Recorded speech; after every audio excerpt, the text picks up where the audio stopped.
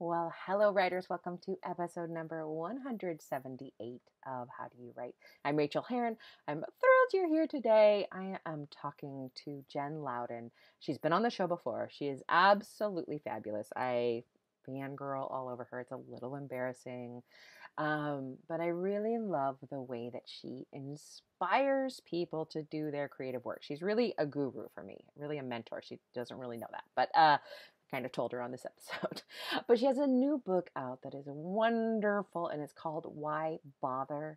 And we are always wondering in our heads as writers, why bother? We don't, like Jen says in the interview, we don't always say it in that way, but it's what we're thinking a lot of the time. So you'll love the interview. Something that we talked about right when we went off air is that if you listen to this interview and love it, like I think you will, and want to know more about why you should bother to do your writing, if you buy the book and send her team the receipt, you do get entered to win a free retreat spot at one of her desire retreats. She puts on the best retreats. And you'll also get a brand new 5-day live online training program that launches in July.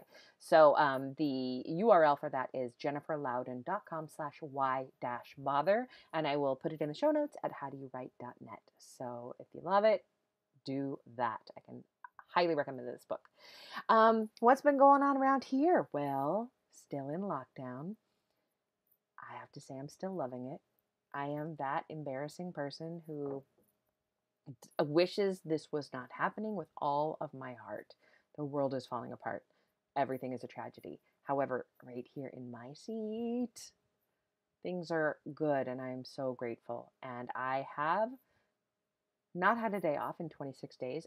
And I just realized that earlier today because I've been so happy in my work. I have been in revision heaven. I've just been living there, people. I've been talking about it, but it's been so good. And I did deliver my book to my editor yesterday, which was Wednesday. She actually sent me an email that says, you can have till Friday. I'm not going to read it, to have till Friday at 5 p.m. And I was like, no, I've got to get this off my desk. Here you go. And I gave it to her. But the book I have fallen in love with, as I always do during the revision process. It is fun. It is exciting. It is definitely the most exciting book I've ever read. Even in revision, I was kind of flipping pages quickly because I couldn't wait to read the next part, even though I had written it and I was revising it. Like, it's exciting. I don't know. It might be too exciting. She might get me my revision letter that says, take a lot of the blood out, you gory, crazy woman. But it's a thriller after all. And I've been having just a total ball with it. So that's done. I have been working all day at trying to return emails that I just let pile up when I was on revision book deadline. And I put this on Twitter, but I can just highly recommend an autoresponder for any time in your life. You don't have to go on vacation. You don't have to be doing anything special. Anytime in your life that you want to make email less of a priority, set up an autoresponder. My autoresponder simply said, I am not really responding to email right now. I will after April 23rd when my book is turned in. If it's urgent, respond urgent in the reply line and I will look at it. And one person did that because it was a time sensitive thing. Nobody else did. Nobody else cares. It is really not, I think it's polite when somebody sends you email and you send them an autoresponder that says, I'm kind of out of it right now. I'm not going to get back to you quickly. If you have anxiety during this pandemic, set up an autoresponder that says that. Dealing with anxiety during this pandemic. If this is urgent, reply with the subject line urgent. Otherwise, I will get to you when I can. People who care about you are going to appreciate that. I can hear you business types who work at important companies rolling your eyes. You can't do that. I understand you can't do that. If you're struggling under the weight of email from your work, you can't do that. But if you are a sole proprietorship like I am, do it. Do it. Email. The killer of joy. The soul-sucking suckitude. Except, of course, when I hear from writers or fans or anybody like that. That makes email always, always worth it. And I have been getting some incredible email lately from people who are writing, who are struggling to get their writing done, who are getting some done. And I always, always appreciate hearing from you. It always makes my day. And I've been getting some really, really cool ones lately. So that has been fabulous. What else is going on? Oh, I think I mentioned it last week that Rachael Says Write, where we write together 2 hours on Tuesday morning, 2 hours on Thursday afternoon. Right after I record this, we're going to be doing the first Thursday afternoon writing. And honestly, it's been making me so happy all day knowing that I'm going to see people and sit in a room with them together virtually. It feels like we're together and write for 2 hours. If you have any interest in that, you can always go to rachaelherron.com/write and check that out. But it's really fun. So there's that. My book is turned in. I'm happy. I'm healthy. My family is healthy. I hope that your family is healthy. I hope that you are getting some writing done. And if you are not, that you are giving yourself a gosh darn break. And I want to say officially, because I don't think I've said it in a long time, I'm really thankful for you all, especially if you're listening to this right now. The listenership for podcasts has gone down a lot as people just don't commute anymore. Like, I only ever listen to podcasts in my car. So I'm only listening to 1 or 2 a week right now because I am not listening to podcasts. And I've also just been revising my ass off. But if you're listening right now, thank you, thank you, thank you for prioritizing this show. I hope that I give you what you need. And if I'm not, let me know. Tell me what you need.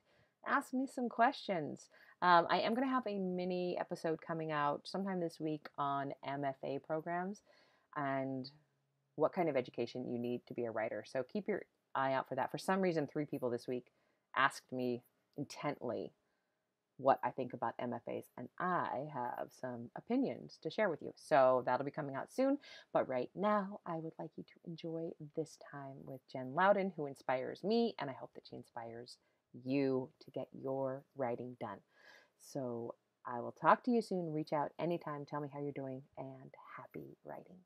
Well, I could not be more pleased to welcome back to the show today, Jennifer Louden. Hi, Jen. Hello. It's such an exciting week to talk to you. You had a brand new book launch.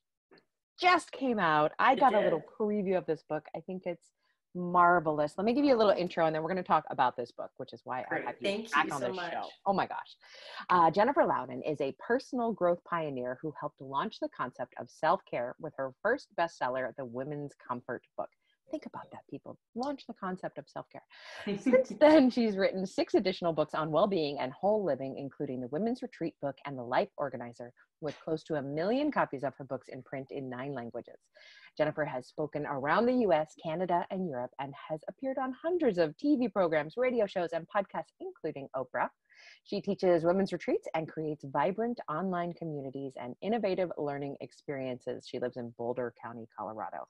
And the reason I just love you, Jen, is that you are so authentic, and I am a fan. Like, I am one of those people who follows you because you routinely inspire me and challenge me to be a better person, to take better care of myself, and to believe in myself and my own creativity. I'm so glad, because you should.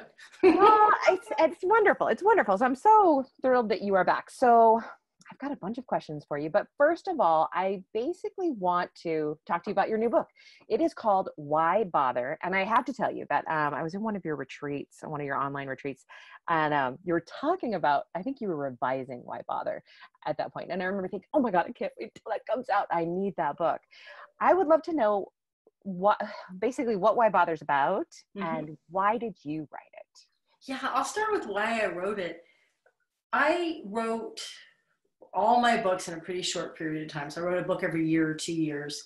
And I really made my living almost primarily from writing, which we know was amazing. I didn't know how amazing it was. But then as the book business changed and I started to teach more and I developed more of a business around my books. But the real reason I did that was I didn't have another book in me. And so it's been 11 years functionally since I wrote a book. We've done new editions of books. I did a little sort of throwaway kind of project for National Geographic. It was a journal. So there's been things that I put out, but I didn't want to write another self-help book. So in that time, I wrote novels that didn't work because I didn't rewrite them, not because there wasn't a lot of good stuff in them, but which still remains a mystery to me.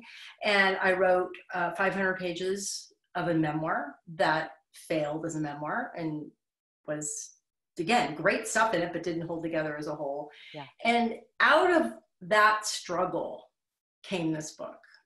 And out of that failed memoir in particular came that book. And then after the failed memoir, and there was other failed books in there, I did make attempts to write other self-help books. I would get an idea, send it to my agent. She'd be like, that's a great idea, write a book proposal. And then I would never write the book proposal. Because there's something about the way I'm wired, which I don't particularly like, which is I have to love it. I have to believe in it. I have to be learning about it. It has to be coming from someplace very deep in me. I could never write on assignment, for example. And so after the memoir failed, I hired Jenny Nash as my book coach. She's a wonderful, wonderful person and wonderful book coach. And she coached me. She's like, okay, let's take scenes from the memoir and you'll write. She came up with the title, Lessons the Self-Help Guru Had to Teach Herself. And I wrote a great book proposal. And I sent it to my agent. And this, can I just say, major complaint here. So when I signed with my agent, she was starting out. She was young. She's since become a super powerhouse agent. And so she took, I believe if I remember it, it was 5 weeks to tell me that she no longer represented self-help books. No. She only represented fiction now. Now, why she couldn't have told me that, let's say a week, I know everybody's email boxes are full. So she said, but I'll give it to other agents in the agency. I'm like, well, they're going to be like, oh my God, I could have Jennifer Louden as a client. They all turned it down. They all turned it down.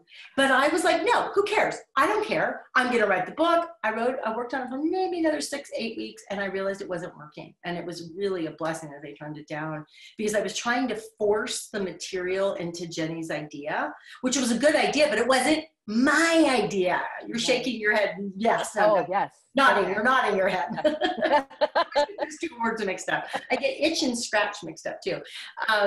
So then out of that, Jenny was, kind of like, wow, all right, great. What do we do? What would you write? And that's when this book came out of my mouth. And I think I've been trying to write it, Rachel, for maybe 15, 18 years. I found pages that I sent my first agent. I found like 40 pages that I sent her that really had some of the same themes.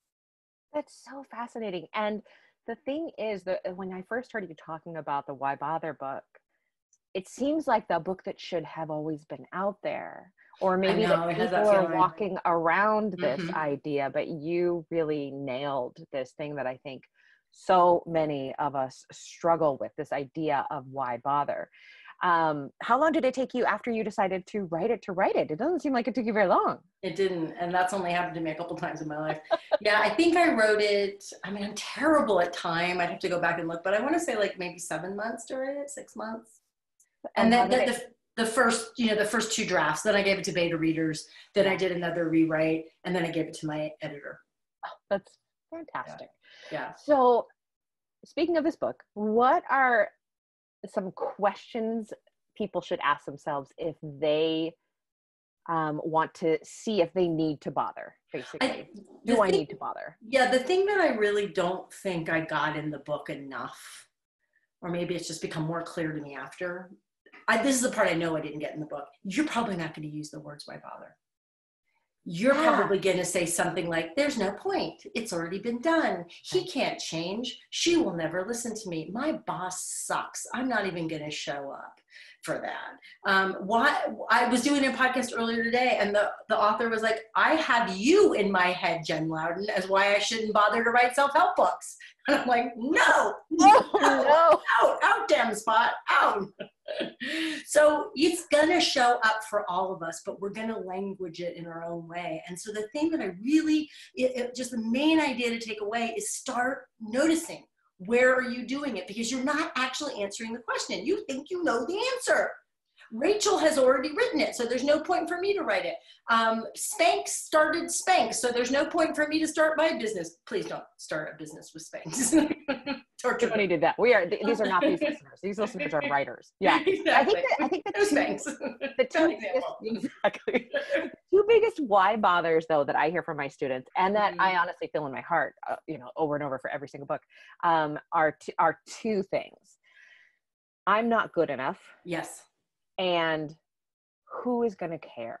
Yes. And those are actually amazingly positive questions to ask when you connect them to your desire and to a growth mindset. Talk to me about that. Well, okay, because when you're asking them the way that you and I have asked them and everyone else at some point in your life, again, you think you know the answer. I'm not good enough. Well, maybe you're not good enough yet, but why couldn't you become? My friend, when I wrote my first book, The Woman's Comfort Book, my editor will tell you could call her up and she will say, Jennifer couldn't write. I couldn't write. I couldn't spell. I'm dyslexic. I have serious learning disabilities. It didn't stop me. Right? But then I had to keep learning to write. I think I finally learned to write. I've been making my living as a writer for nearly 30 years. And how much time would I have saved myself if I hadn't felt ashamed about that or thought that this is a fixed thing that can't change? Of course you can learn and grow, but why do you want to learn and grow? Do you want to learn and grow because you love language? Great, go for it. My friend will come over here when I'm done and we're going to sit on the front porch, just socially distancing 8 feet away. She loves language. She's an amazing natural writer. She loves language. She loves description. She writes to go into alternative worlds.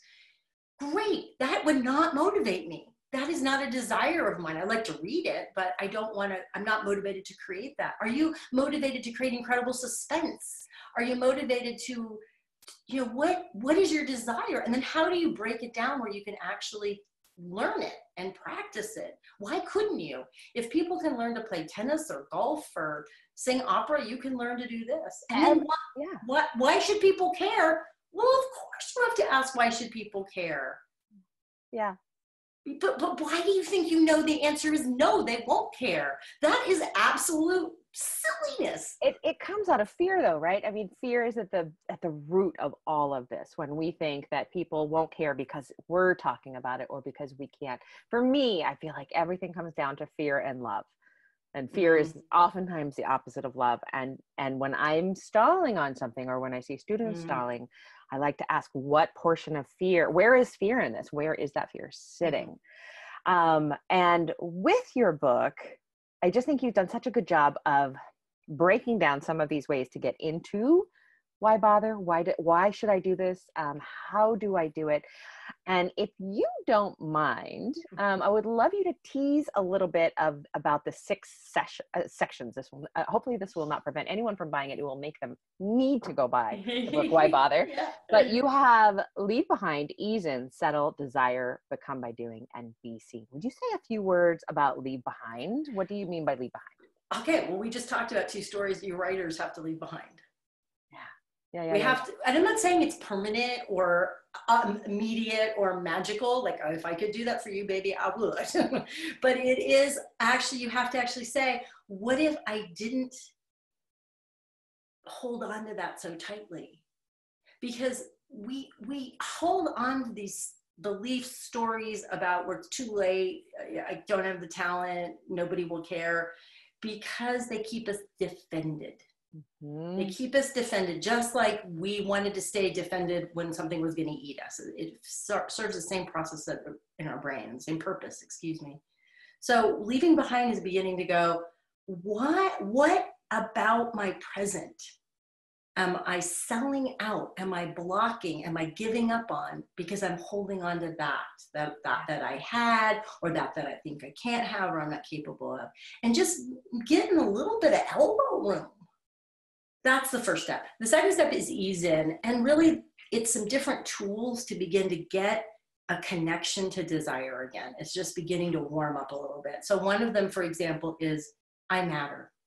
And I think this is a huge part of what you're talking about that we need to do as writers. Yes. And honestly, Jen, this is one of your superpowers, is helping people believe I matter. So talk a little bit more about that.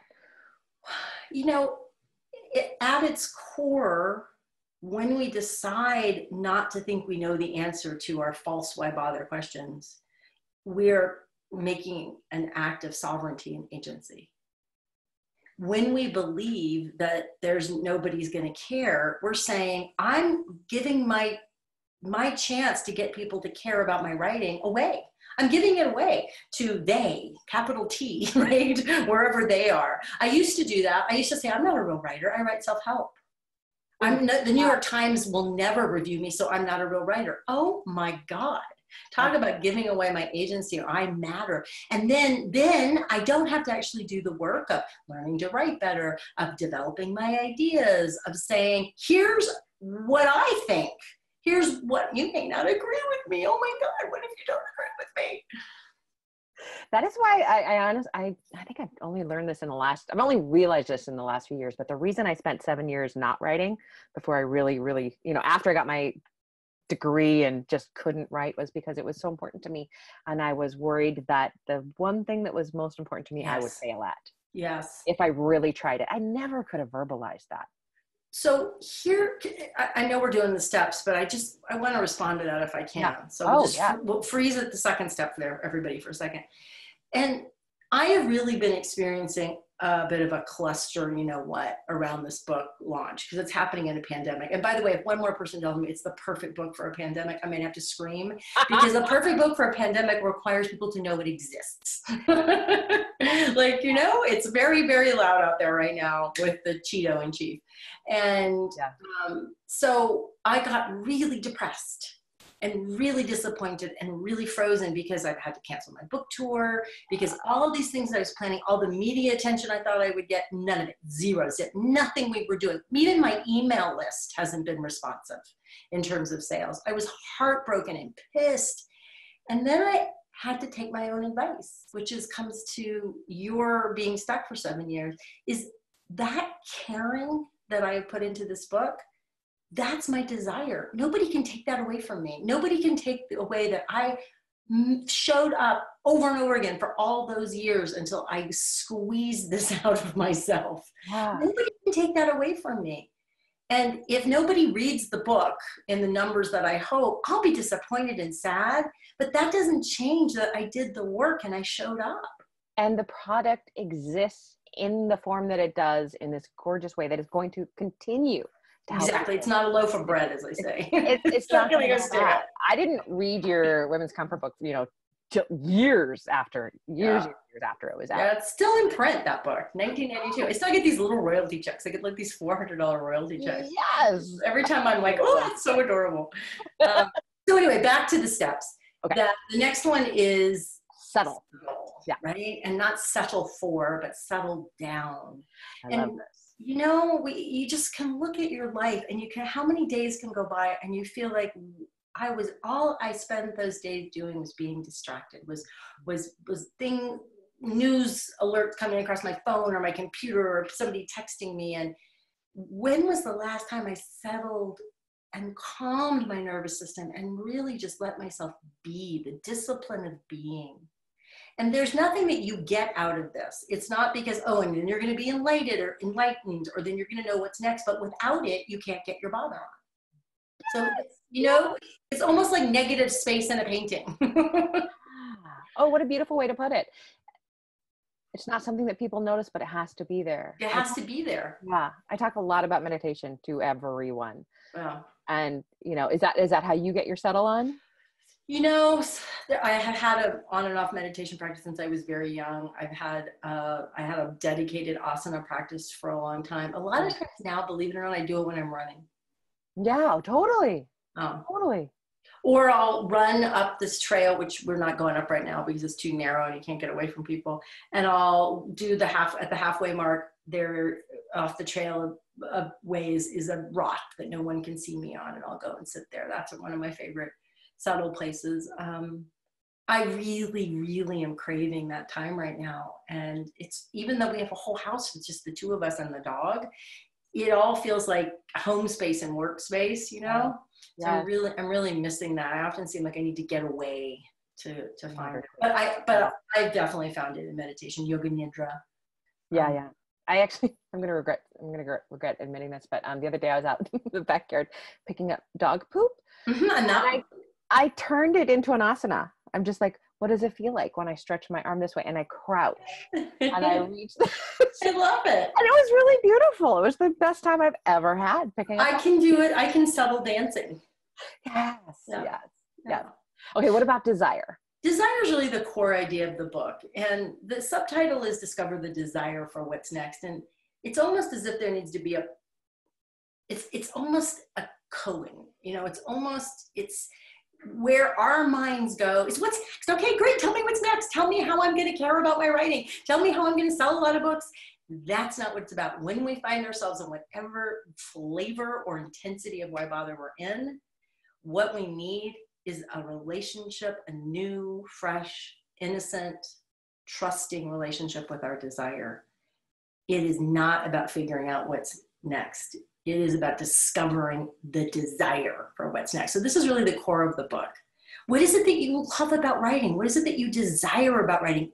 There's probably a stickiness and a heat to it and a feeling that you kind of touch it and then it gets away from you. That's desire. Can you let the energy flow? Can you work through some of your fears and restrictions and stories about why it's not okay? Because we all have them, especially women, right? The Judeo-Christian culture has told us that, hey man, we're the root of all evil. Right. Women's desire is the root of all evil. So it is so common for women that I've worked with for all these years to say, I don't want anything. I don't know what I want. It's not okay to want. It's not, I mean, they won't even say that. They won't even say it's not okay to want. I don't want anything. I don't think they know it a lot of times. It's something that they have to learn. Absolutely. You have to learn to have a relationship with desire. And you can see how all these things fit together, right? And then after desire is become by doing. It's not figured out. It's not make a plan. It's not it's start to have experiments. Start to expand your emotional immune system. Start to see that it's safe to desire and taste it and take action on it in small ways. And then the last one is be seen, which is a huge one for writers, right? It's huge. I believe that because we're social creatures, that we cannot continue to get our bother on if we don't share it in some way. Yeah. And I believe that about writing. I believe writing needs to be shared. When people come to me and say, I'm writing for myself, I always get a little like, really? I've never seen anybody stick to it. They say it and they believe it.